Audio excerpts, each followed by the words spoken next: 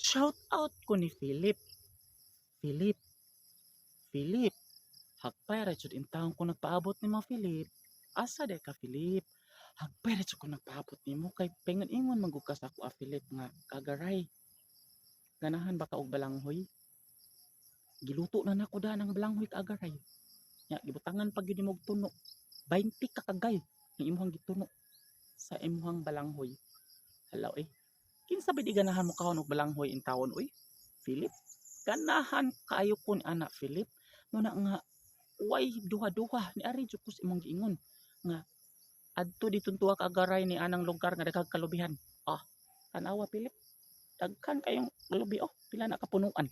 Pwede na guro ta mang motong ni anig way tag-iya, pwede na tong kuhaon pero kung nain tag-iya, aw bawal jud mamotong Philip.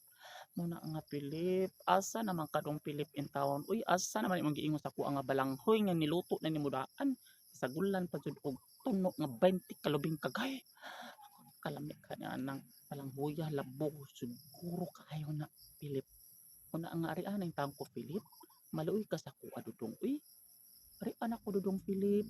Philip, Philip, Philip, Philip.